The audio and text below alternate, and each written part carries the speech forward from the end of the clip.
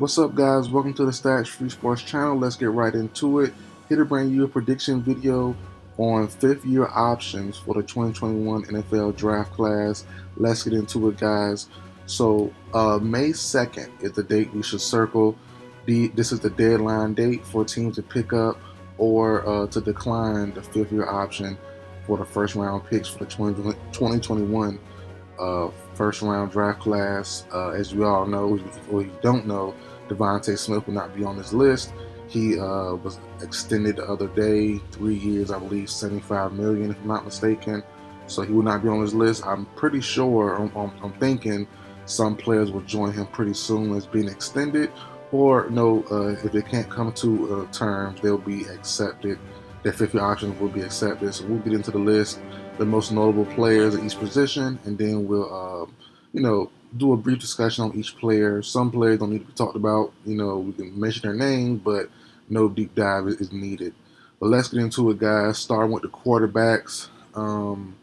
Trevor Lawrence. The list is Trevor Lawrence, Zach Wilson, Trey Lance, Justin Fields, and Mac Jones. Come on now. Come on now. Only one person from the list is even. All are eligible, but only one is really an option. That's Trevor Lawrence. Word is the Jags are trying to get an extension done, but if they can't, they have no qualms about accepting the fifth year option. And that's cool there with me. He had, I've always been a Trevor Lawrence non-believer as far as him being an elite quarterback. I've been saying that since his college days. I don't see him being an elite quarterback, but he's an NFL quarterback. He is, somewhere in the top 15, top 20 as of right now. Still young, still getting better. Hopefully, he can push to that top 10 eventually, because the hype on him was huge. But as of right now, nothing wrong with where he's at. You I think the Trevor Lawrence believers, the Trevor Lawrence truthers, thought he would be better than this than right now. But he did take a little step back in 2023. The team did it as a whole, but he definitely did it as well. He's not as good as people advertise, but he's still solid enough to definitely keep around, build around, see what you have in him. Another contract. So I'm not mad at that. People aren't very impressed with Trevor Lawrence, but I still think he's good enough to get another try, another shot. Fifth year option plus a little smaller extension. Might sign a 4 or 5 year deal, 3, 4, 5 year deal, but I will give him like 2 of that deal. Have an outs, somewhere in the middle of that new contract whenever he does sign it. And kind of put pressure on him to be great early on from that new contract. So I'm fine with Trevor Lawrence, but he has to, show and prove pretty soon that he can be close to an elite quarterback. Everyone else on this list, obviously, Zach Wilson, due to be cut or traded eventually from the New York Jets. Trey Lance was already traded, last year or a year and a half ago by the Vikings, the Niners, to the Cowboys for a 4th round pick. Justin Fields just traded this offseason to the Pittsburgh Steelers, and Mac Jones, once the Patriots starting quarterback, now backing up Trevor Lawrence in Jacksonville. So he's not going to be extended long term. At least the fifth year option. He might want to stay long term and back up Trevor. That'll be a little wild to me, because I think Mac can be a NFL quarterback once again, but we'll see how everything goes in his future. So I would say the only one, Trevor Lawrence, that's a surefire option. Justin Fields is possible, with them not paying Russ more than $1 million, like $1.2 million. If Fields can get in early and play and beat out Russ somehow and look well, there's a chance he might get his option picked up. There's a slim chance, but as of right now, I'll say no for any other quarterback except for Trevor Lawrence. Going to the wide receivers next, Jamar Chase, Jalen Waddle, Kadarius Toney, Rashad Bateman. Jamar Chase and Waddle are the only 2 real eligible options. As I said, Devontae Smith, he's already accepted an extension for 3 years, $75 million. Waddle, I'll start with Waddle first. I think he should be an option or an extension. There has been rumors about him potentially being traded to free up future cap for the Dolphins. I get where people are coming from with that, but that'll be wild to me. I'll say no, especially with Tariq Hill saying in the past he wants to retire pretty soon. He doesn't want to play till he gets old and battered up and beat it up and beat up. Excuse me. So I think Waddle, who hasn't been super amazing and always kind of injured, always banged up in the middle of a game and stuff like that. Waddle does concern me long term health, but right now he's the Dolphins' only option outside of Tariq Hill. So I say Waddle gets an extension or his option picked up. Jamar Chase the same, which is no doubter. He's waiting on Justin Jefferson to sign first, and vice versa. Jefferson's waiting on Chase to sign first to see who gets $1 million more. They're competitive. Probably they're trying to see who resets the market. So he's gonna get done eventually, but he's trying to wait till Jefferson goes first, and vice versa on Jefferson. I think Jefferson was drafted in last year's class, correct? And not last year, but 2022, if I'm not mistaken. I think Chase came out first, if I'm not mistaken. My memory serves correct. Kadarius Toney, drafted at pick 20 by the Giants in 2021. A lot of hype on him, a lot of love for him. A lot of people thought he would be great, and didn't turn out quite right. Injuries, uh, not being the greatest teammate or team player on social media, wilding out on social media, stuff like that, that causes him, you know, he has the most success as far as Super Bowl rings out of all the players on this list. He's probably the one that's definitely not going to be picked up. Antics off the field, injuries, bad play on the field, especially last year, drops and stuff like that. I think Tony's a no-brainer to not be picked up or extended. Rashad Bateman from the Ravens, a lot of potential, injuries, drops, play a big part of it. We could definitely see the respective teams for Tony and Bateman, that mean the Chiefs and the Ravens, draft one or two receivers in this draft and look to replace those two guys respectively. So, we could see a bigger, tall, long option like Bateman. There's some guys in this draft who remind you of a Bateman, and the Ravens could pick that guy to directly replace Bateman next off season. The same for Tony. You might see them get a speedster, Xavier Worthy, or so on and so on, that's going to directly replace Kadarius Toney next offseason. So that could be the case for both of these guys. Most likely, they will not be option will not be picked up, and extension either. I think they'll be free agents hitting the open market next spring, unless something changes. Next, the running backs, only two options. These guys went back to back, pick 24, pick 25. Najee Harris and Travis Etienne of Jacksonville Jaguars. Najee Harris, to me, as I said last preseason, I don't think he should be the clear-cut RB1 for the Pittsburgh Steelers. Um, Overall, he's a balanced running back, but doesn't have the breakaway speed, and he doesn't have the game-changing play style. That's as simple as that.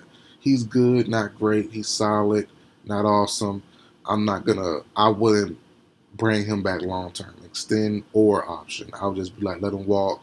And if he comes back, either hitting the open market, then cool. But I'm not really concerned if I'm the Steelers to bring him back long term. Travis Etienne for the Jaguars, I like a lot. As I said earlier, the whole Jacksonville Jaguars had an okay season. Should have been better for all players.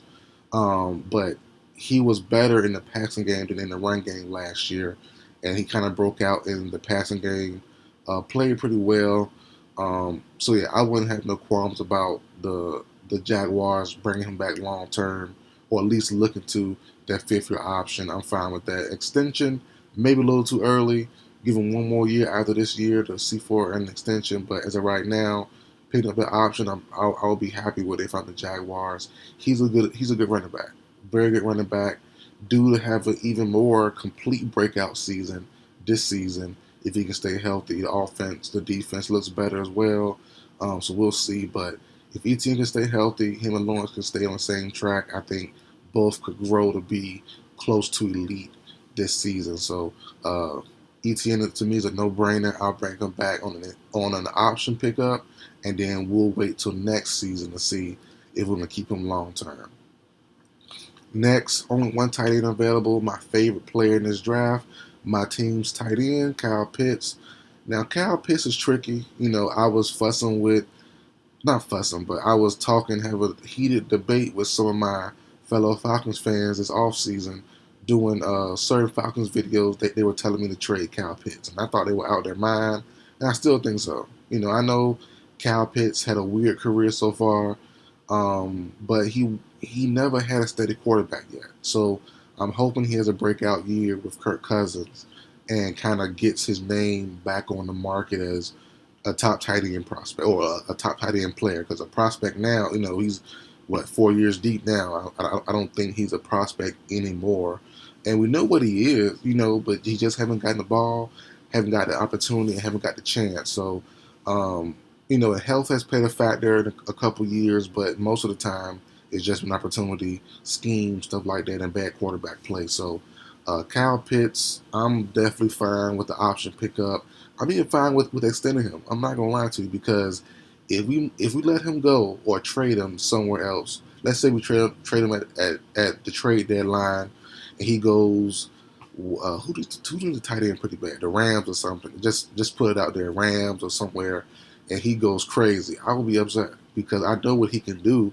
He just need the opportunity to just do it. So for me, it's no question. I've never once thought about getting rid of Kyle Pitts. So Kyle Pitts, I'm fine with the option. I'm even fine with doing a short term extension also. But I might be on the only one in that realm there to want to do an extension already. But I think I know what he has left in the tank, and it's still early on. But I think he knows.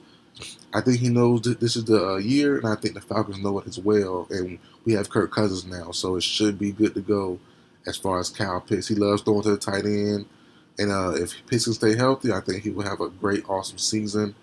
Next, you have the offensive linemen, Penei Sewell from the Lions, Rashawn Slater from the Chargers, Elijah Vera Tucker from the Jets, and then Christian Darrisaw from the Vikings. I think all players from this list will probably be brought back. Um, 3 out of the four, Sewell, Slater, and Darrisaw all have developed into franchise tackles for their respective teams, and they all have little slight health issues. But I think there'll be no problem long term. Or linemen always get banged up, so nothing really crazy happening. But all have been kind of banged up throughout the years. So yeah, all three of them guys, Sewell, Slater, and Darrisaw, I'm fine with it. And then Vera Tucker has been great when he was healthy. Saying he had a little more injury bug. The injury bug has bit him a little bit more than the other three guys. But yeah, I'm definitely giving all three of these guys. I would give. Well, I'll say this. I'll give Elijah Vera Tucker the option, but I would extend 100% the other three.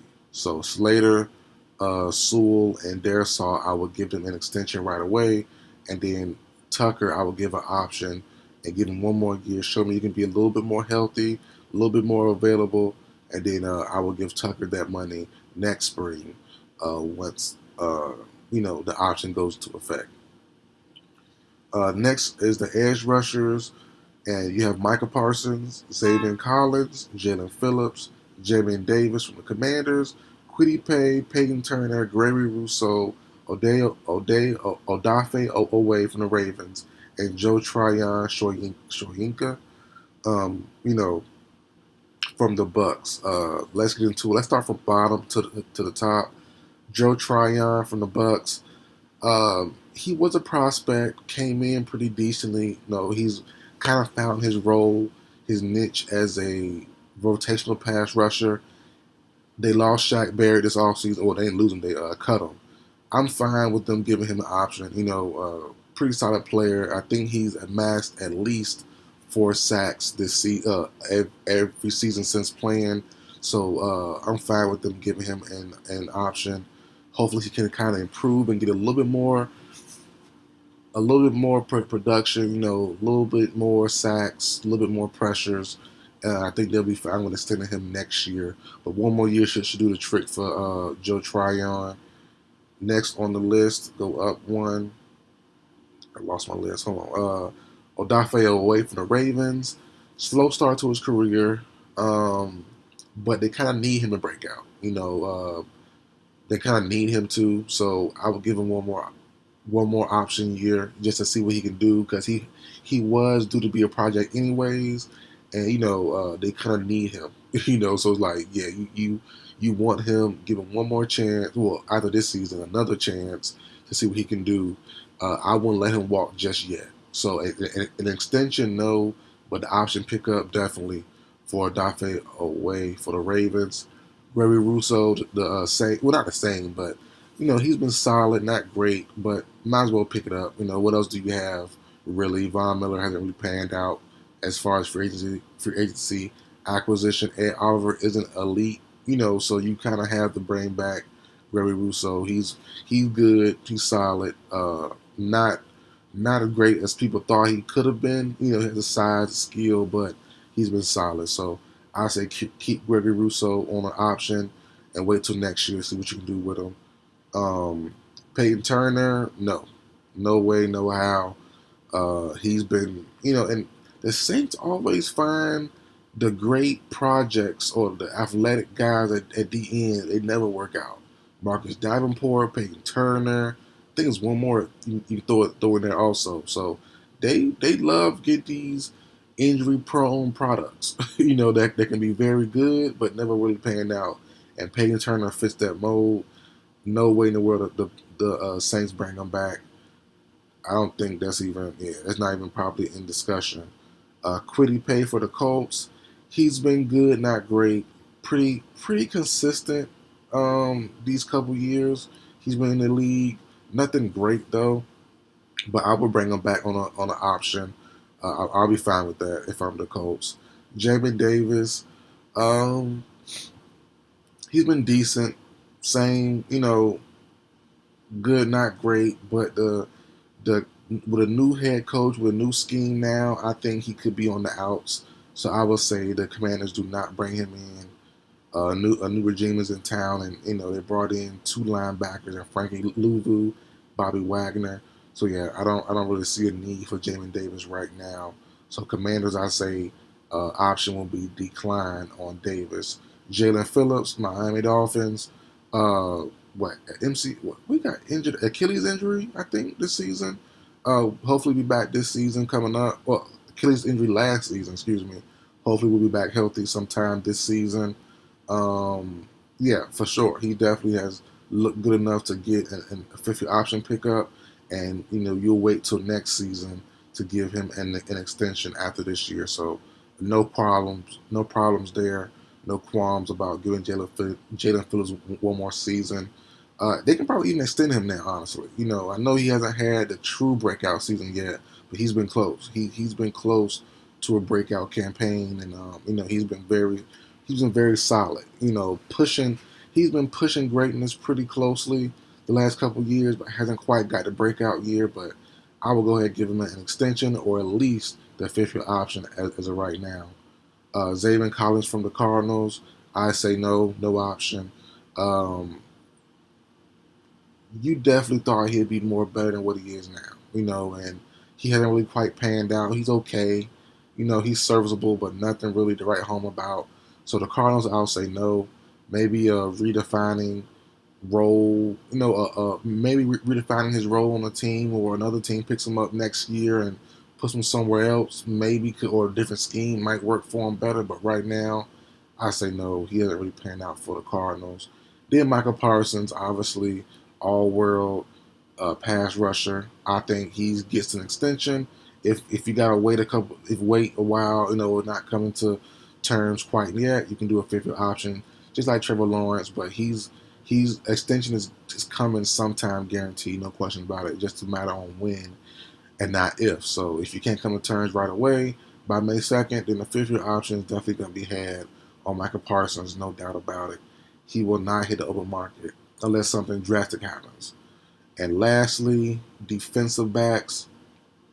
You have J.C. Horn from the Panthers, Patrick Surtain from the Broncos, Caleb Farley from the Titans, Greg Newsome II, and Eric Stokes from the Packers. So this is kind of tricky from some of these guys. Let's get into who should we start with first? I'll start with Jesse Horn first. Horn, with the first off the board, flash potential to be great, and injuries have been they've been tough on him, and um, despite only playing 22 career games, he looked solid. He looked strong, man. So if he can stay healthy, Horn can still reach his top level potential that people thought he had coming out of South Carolina a couple years ago. So I say a fifth year option is definitely happening for J.C. Horn. Next up, Surtain, the outright best player on this cornerbacks on the DB list. No doubt about it, he's going to get extended, or the option will be picked up. There were trade rumors on him, but I think those just could have been panic moves or panic rumors, But the Broncos did trade Jerry Jeudy finally. Maybe Cortland Sutton get traded sometime in the future this offseason, or maybe by the trade deadline. But I think Surtain, all-world corner, had an okay year last year. Wasn't great, but was solid.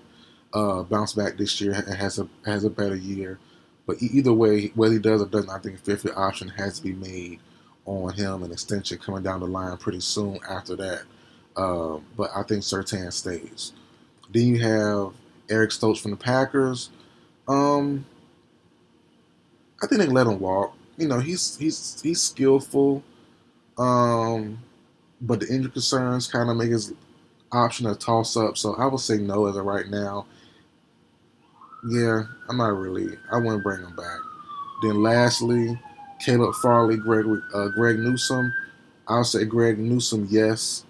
He's not been a Pro Bowl guy, but he's been pretty solid, pretty strong alongside Denzel Ward for that Browns team. I'll say yes to Greg Newsome. And then Caleb Farley from the Titans, heck no. Definitely no. He was the most injury prone guy.